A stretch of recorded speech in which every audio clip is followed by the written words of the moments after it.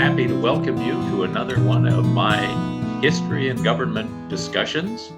I do these from time to time on a variety of topics, and I do them to try to help people to learn more about our wonderful nation and the incredible system of government that emanates from the unique Constitution that we operate under. I hope you enjoy this presentation. And please come back and watch some more when you have an opportunity. I do post them to YouTube once they are completed, and I've had a chance to edit them in a minor way at least. So I hope that you will be able to join us very often. And so here, let's get underway for today. So today we're going to take a look at the question of whether democracy is subtly being stolen in the United States. This is the first part of two parts. The question is, and you weren't even looking, were you?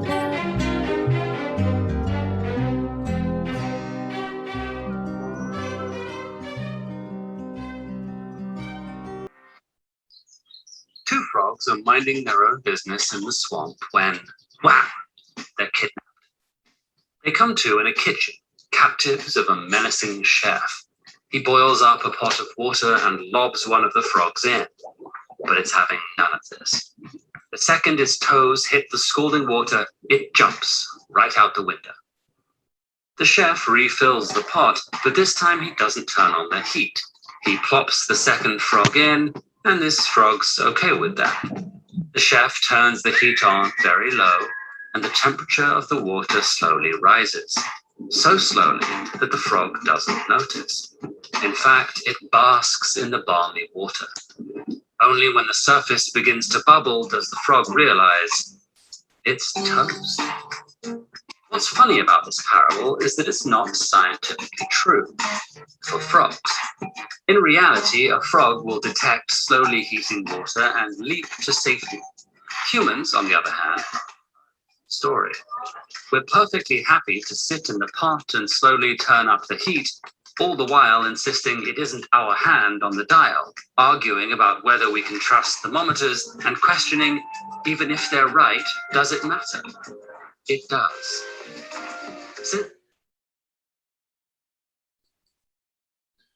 And so, what we're going to explore today is authoritarianism. What is this thing?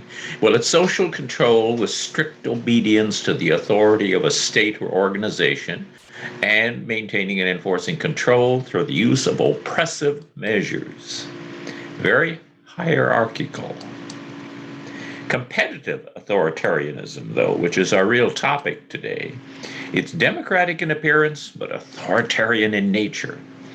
Democratic institutions exist in form, but not in substance.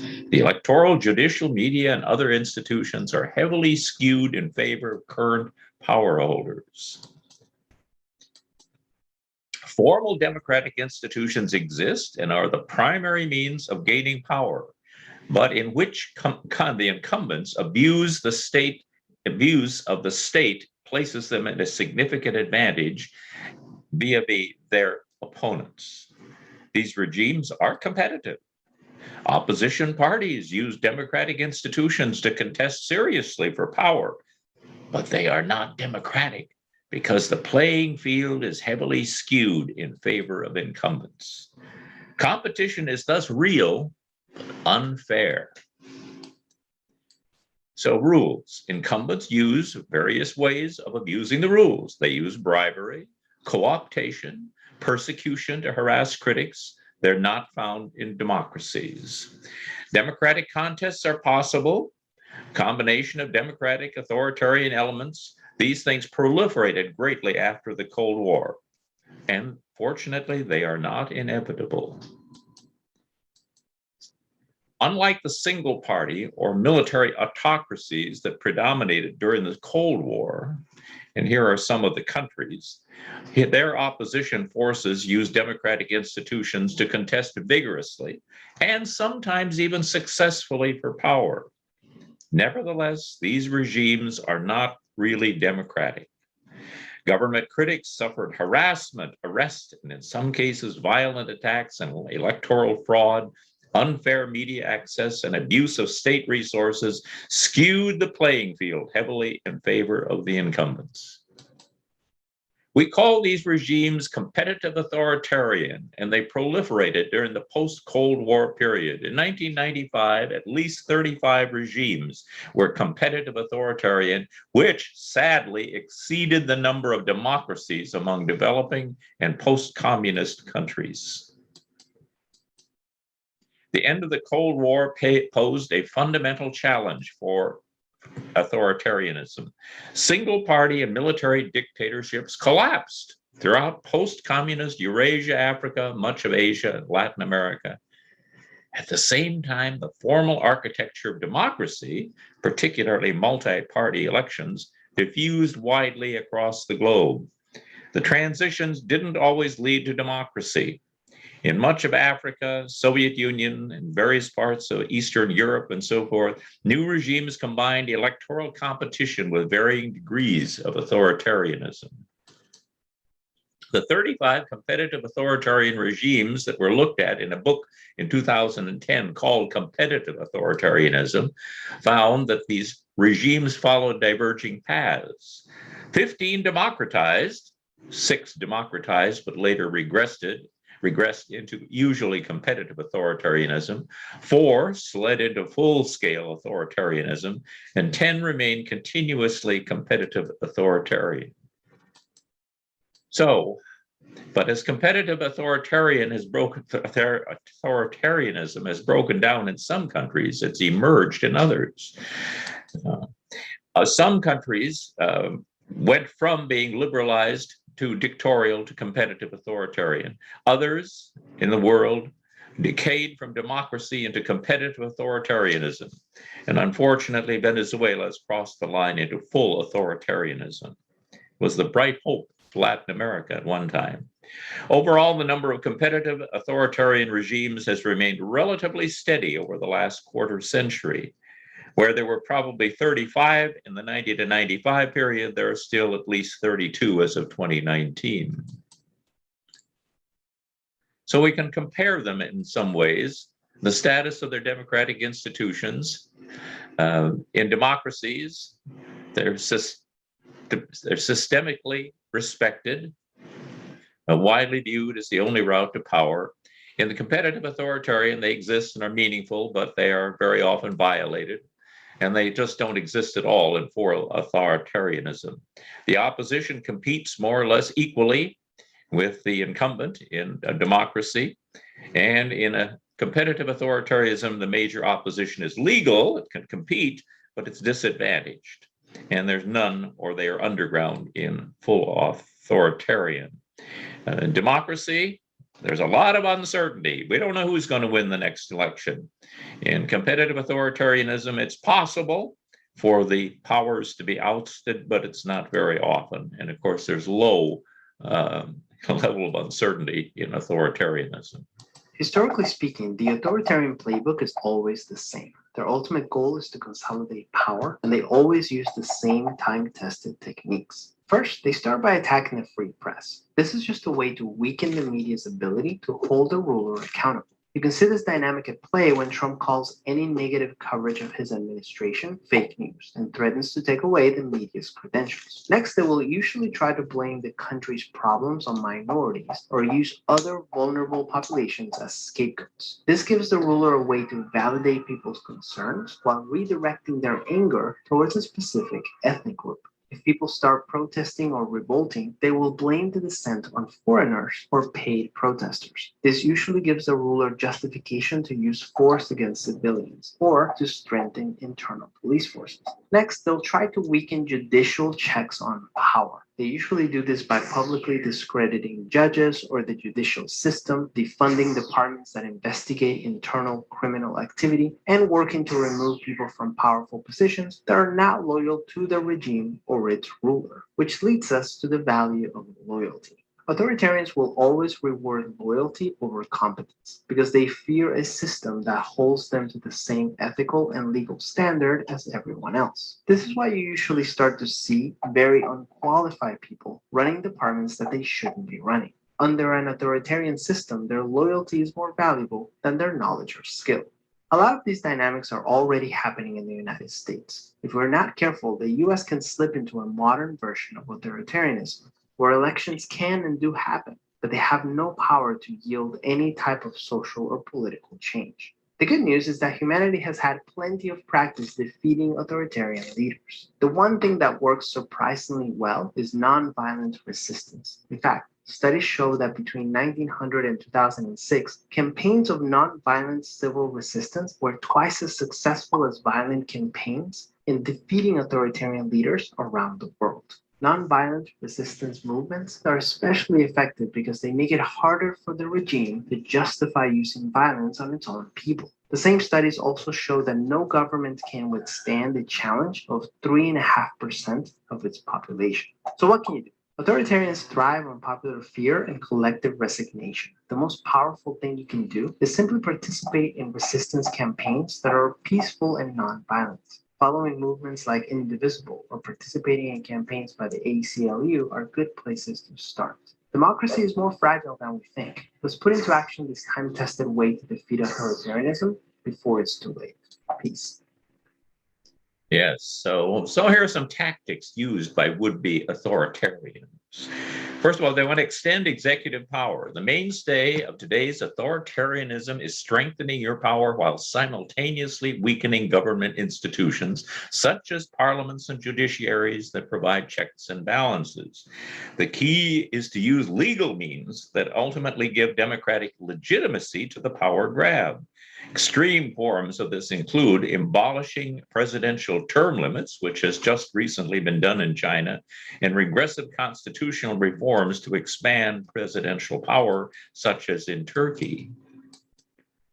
So then they also want to repress dissent and citizen efforts to hold government accountable. Restrictions on funding and other bureaucratic limitations silence the ability of the people to hold accountable those in power. More than 50 countries have passed laws that stifle citizen groups. Democracies have also jumped on this bandwagon. Limitations on permits for public protest, detention of protesters, and excessive use of force to break up demonstrations. Number 3, capture elite support, and when needed, demonize them too.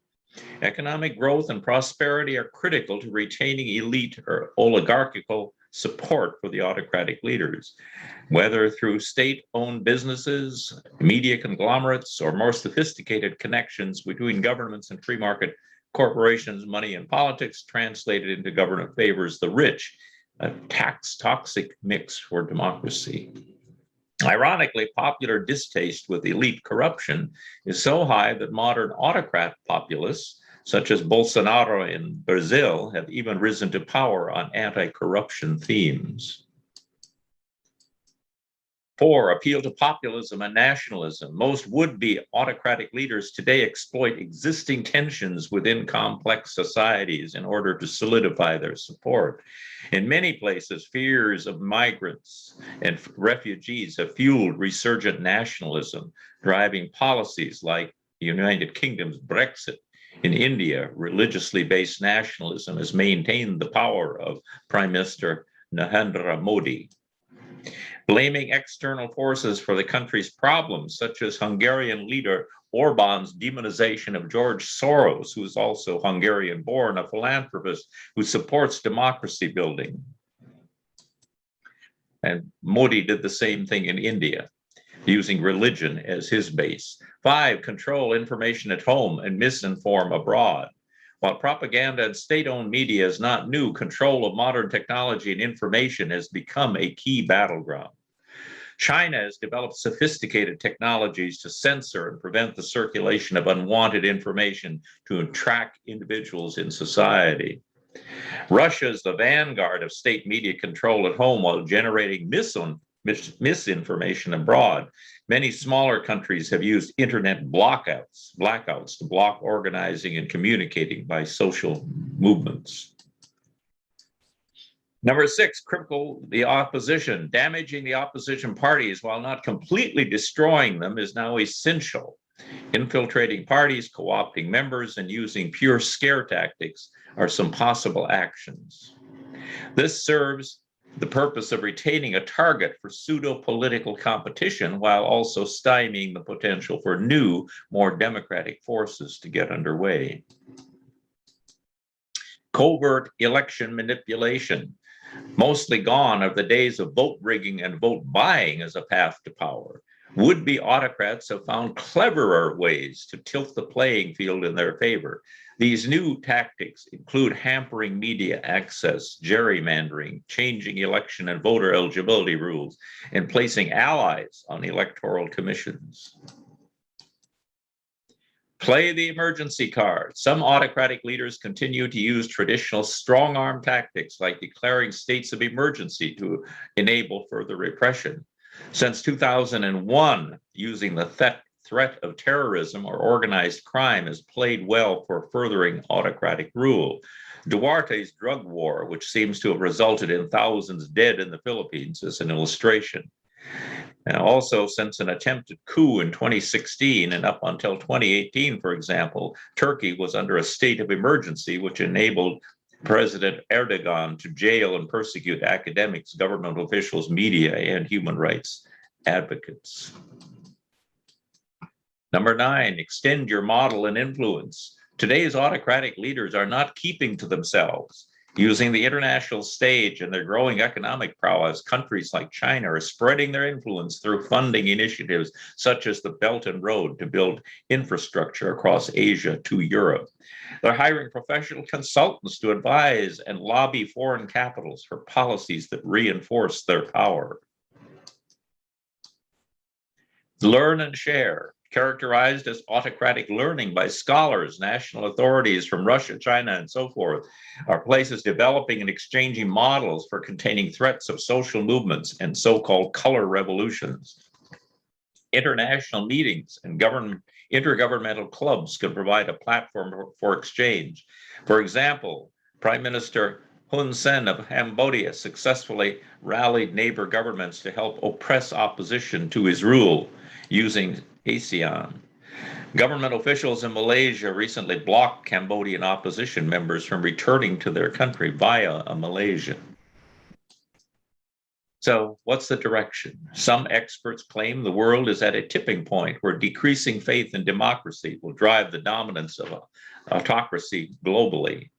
The social movements of today inspire some hope that civil society, a key ingredient for democracy, though under pressure, is fighting the trend.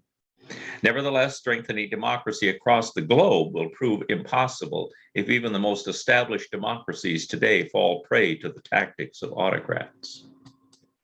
The façade that fools us. Competitive authoritarian regimes are distinguished from full authoritarianism in that constitutional channels exist so opposition groups can do something. Elections are held regularly. Opposition parties are not barred. Opposition activity is above ground. They can open offices, recruit candidates, organize campaigns, and the politicians are rarely exiled or imprisoned. In short, democratic procedures are sufficiently meaningful for opposition groups to take them seriously as arenas through which to contest for power. What distinguishes competitive authoritarianism from democracy, however, is that incumbent abuse of the state violates at least one of the 3 defining attributes of democracy: free elections, broad protection of civil liberties, and a reasonably level playing field. Civil liberties in democracies include a broad range, including the rights of free speech and association and a free press. Although these rights may be violated, such violations are infrequent and do not seriously hinder the opposition's capacity to challenge the incumbents. In closed regimes, basic civil liberties generally either do not exist or exist on paper and are so systematically violated that citizens, civic and opposition groups, and the media are not even minimally protected from state abuse. As a result, much opposition activity takes place either underground or in exile. In competitive authoritarian regimes, basic civil liberties are formally guaranteed and to some extent protected. Independent media exists, civil and opposition groups are able to operate, but yet civil liberties are frequently violated. Opposition politicians, independent judges, journalists, human rights activists, and other government critics are subject to harassment, arrest, and in some cases, even violent attacks. Although civil liberties violations in competitive authoritarian regimes are not systematic or severe enough to force opposition underground or into exile, they clearly exceed what it would be permissible in a real democracy. An uneven playing field. Competitive authoritarian has a highly uneven playing field. Where to draw the line between acceptable incumbent advantage and a truly uneven playing field is a little difficult. State institutions are widely abused for partisan ends. The incumbent party is systematically favored at the expense of the opposition, and the opposition's ability to organize and compete in elections is seriously handicapped. Three aspects of an uneven playing field are of particular importance: access to resources, access to media, access to the law. Access to resources, the incumbents use the state to create or maintain resource disparities that hinder the opposition's ability to compete. Incumbents use state resources while denying other parties access to those resources. In a few cases, it's even legal. Often executive branch make use of large secret funds to finance the incumbents. And sometimes they limit the use of buildings, vehicles, communication, and so forth. Incumbents may use the state to monopolize access to private sector finance with discretionary control over credit, licenses, state contracts, and other resources to enrich themselves. Access to the media. Media access may be denied. The most important disparities exist in electronic media, television and radio, combined with highly biased and partisan coverage. In many post-Cold War regimes, the state maintained a monopoly over television and most, if not all, radio broadcasting. Sometimes independent newspapers and magazines circulated freely, but were often confined to a small urban elite. In poor, predominantly rural societies like many in Africa, only a tiny fraction of the population read newspapers. And in such cases, if radio and television are in the hands of the state and state-run channels that are biased, and opposition forces are therefore effectively denied access to the media. Access to the law. The courts, electoral authorities, and other nominally independent arbiters of the rules of the game are not only controlled by the incumbents via packing, blackmail, bribery, intimidation. In electoral, judicial, and other critical disputes, agencies are designated to act as referees systematically rule in favor of the incumbents. Incumbent manipulation of the legal system may affect political competition in many, many ways. Where the judiciary is under control of the governing party, the government may violate democratic procedure with impunity because there's no penalty for it. They may engage in legal repression or discretionary use of instruments such as tax, libel, or defamation laws as weapons. Incumbents pack the judiciary, electoral commissions, and other nominally independent arbiters and manipulate via blackmail, bribery, or intimidation.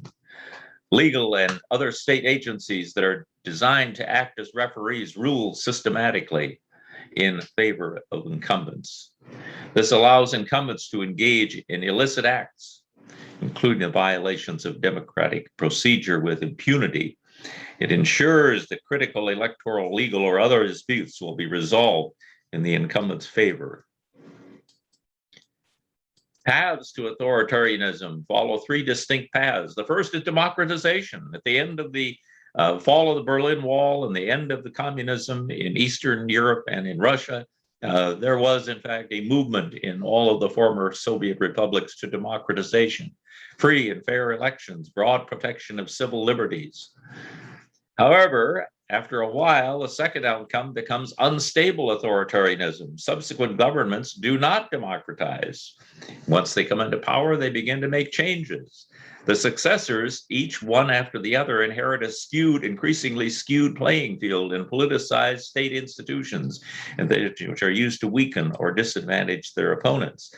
The third outcome is stable authoritarianism. Authoritarian incumbents remain in power for at least 3 presidential parliamentary terms following the establishment of competitive authoritarian rule.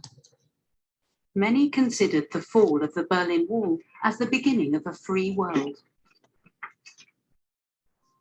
The United States had won the Cold War. The idea was that all countries would embrace democracy. Internet would spread information and undermine dictatorships. These dreams have not come true. China has become a dominant power. The Arab Spring failed, and countries like Russia and Turkey have moved away from democracy. And even in the West, a free media can no longer be taken for granted, and independent judiciaries are also under pressure.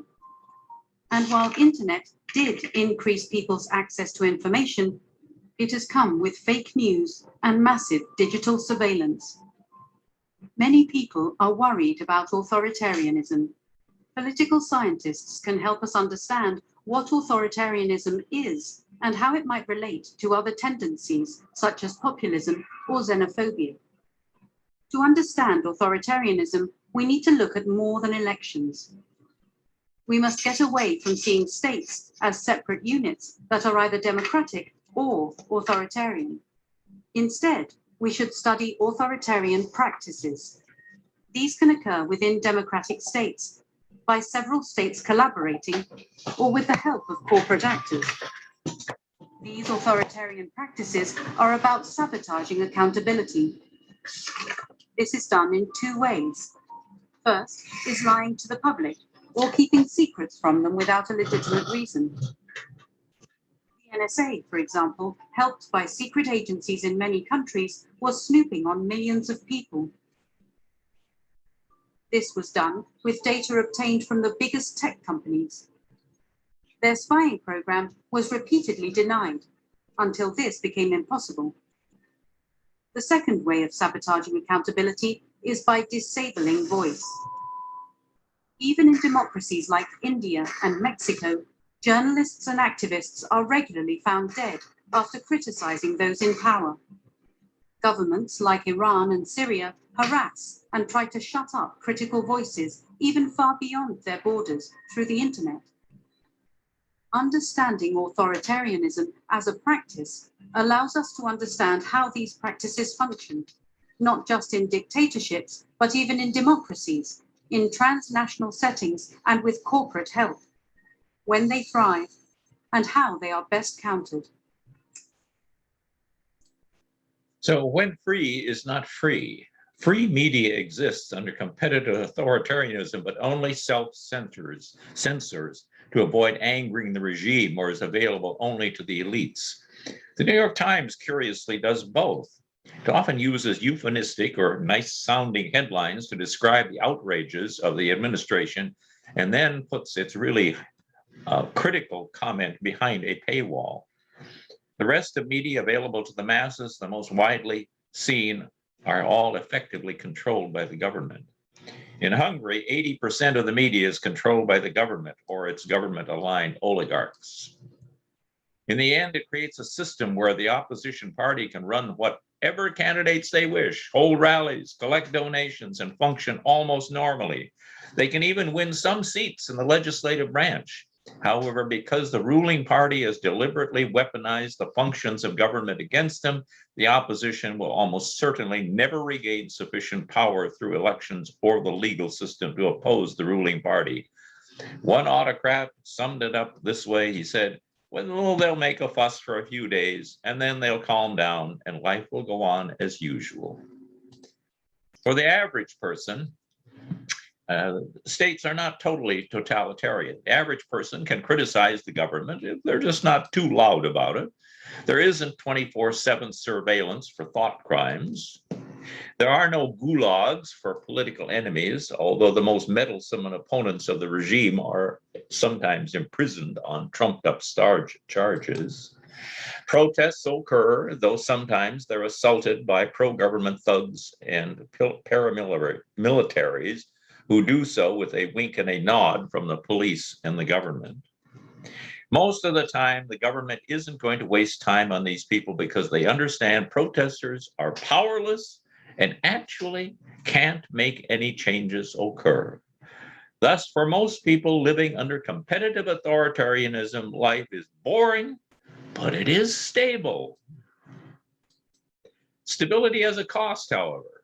It's a hallmark of such regimes. Once upon a time, social scientists simply said that governments were neither democratic nor authoritarian, in other words, totalitarian, were weak and likely to collapse. This may have been true of developing nations during the Cold War and before, but it has not been true since. There are now at least 20 competitive autocracies today that have been enduring for more than 15 years. Most of these governments are right-wing, religiously conservative, xenophobic, and populist. They tend to frame everything as us versus them, the good, rural people against the urban elites. Immigrants and the LGBTQ plus people, as well as religious, racial, and ethnic minorities, tend to be scapegoated for all that ails the nation. The government promises to return to a mythic past when these sorts of people and tolerance of them were far scarcer. Have you ever heard the phrase, "Make America Great Again"? How about Confederate flags, swastikas, raised fists, and so forth? Part of the us versus them philosophy is a seething hatred of cosmopolitan values. The ideology of most competitive authoritarian states is essentially fascist. It's an oft-repeated chapter in history books that we can't seem to recognize or stop until it's too late. Good rhetorical question. Are we now following in the footsteps of competitive authoritarian governments like Russia, Hungary, and also Turkey, Poland, and maybe Brazil someday? The advantages of an uneven playing field. If you kill a journalist or fire on crowds of protesters, you can easily rally international opinion and turn an autocrat into a pariah. But few notice or care if party supporters infiltrate the Electoral Commission or a pro-government entrepreneur uses government funds to take control over an opposition website. And using the legal system to force out independent voices enables the government to argue it has not abused power. We are hypnotized. When people think of authoritarian governments, they think of police states and 20th century totalitarianism. But authoritarianism is that mostly they do not transfer power through free and fair elections.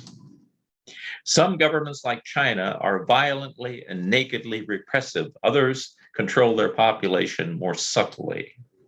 Competitive authoritarian governments fall into the latter category, so closely resembling a democracy on paper that many of their own citizens believe that they're still living in one. So incumbents abuse state resources, deny the opposition adequate media coverage, harass opposition candidates and their supporters, and in some cases manipulate electoral results. Yet competitive authoritarian regimes survive in part by convincing citizens that they're living in a democracy. That's how they maintain their legitimacy and prevent popular uprisings. As such, they do not conduct the kind of obvious sham elections held in places like Bashar al-Assad's Syria, which he won in the 2021 contest with 95% of the vote. I mean, get real. In competitive authoritarianism, the opposition does have some ability to win a bit of power through competition, even if the scope of their possible victories are limited. They're not easy to create either. It's a tricky balance for the regime to pull off, rigging elections enough to maintain power indefinitely while still permitting enough democracy that citizens don't rise up in outrage. Some competitive authoritarian regimes have collapsed under the stress, either transitioning to democracy like Taiwan did, or forcefully repressing the opposition and becoming a more traditional autocracy like Belarus. But many systems manage to survive. In 2020, Levitsky and Way found that 10 out of the 35 competitive authoritarian regimes they identified almost 20 years earlier were still in place. And new ones had emerged in countries that had previously been seen as solidly democratic, most notably Hungary after the collapse of the Berlin Wall. Today, it's one of the most effective competitive authoritarian regimes in the world.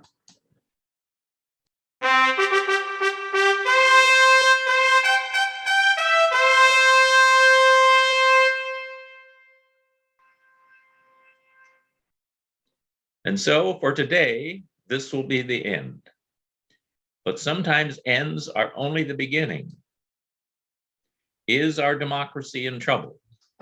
If you want to find out, you need to tune in and see part 2 of this particular series, because that's where I more directly aim the question at the United States of America. And we ask that question in more depth and explore this question of where is the United States moving? Well, I might like to have the world think that I'm the most brilliant person who ever lived, and that everything that I say comes out of my own mind. But the fact is, I had to consult a lot of sources in order to put together this presentation. And so let's take a look at some I used. One I used was called How Democracies Die, a book in 2018 by Stephen Levitsky and Daniel Ziblatt. Very influential book, but unfortunately is now 3 years old. I extensively read Zach Beauchamp and Ian Millhiser, correspondents for Vox. They write well and write frequently. Also, I read The New Competitive Authoritarianism by Stephen Levitsky and Lucan Ahmad, written in 2020, Ahmad Way. The journal Democracy, State of Disunion, The Authoritarians at the Gate by Bryn Tannehill in 2020, and a book by Bryn Tannehill called American Fascism in 2021, a book I highly recommend that everyone read. Excellent writing and good thinking. Competitive Authoritarianism, a definition, main characteristics, and outcomes, a little bit dated in 2013, but it's a PowerPoint by Radu Anna Maria and Rafa Shakur from Poland. Freedom House, an article called From Crisis to Reform, a call to strengthen America's battered democracy by Sarah Rapucci in 2021. Stephen Levitsky, a very recent interview, Republicans would rather end democracy than turn away from Trump, says this Harvard professor. The interview was conducted by Dean Obadala on October 13th, 2021, just a few weeks ago. The conversation, so you want to be an autocrat, here's the 10-point checklist. And The Conversation, by the way, is another publication I highly recommend everybody read. I read it every day, by Shelley Inglis in 2021. So these are a few of the sources that I consulted, and there are many more. And if you are interested, check them out in much more detail.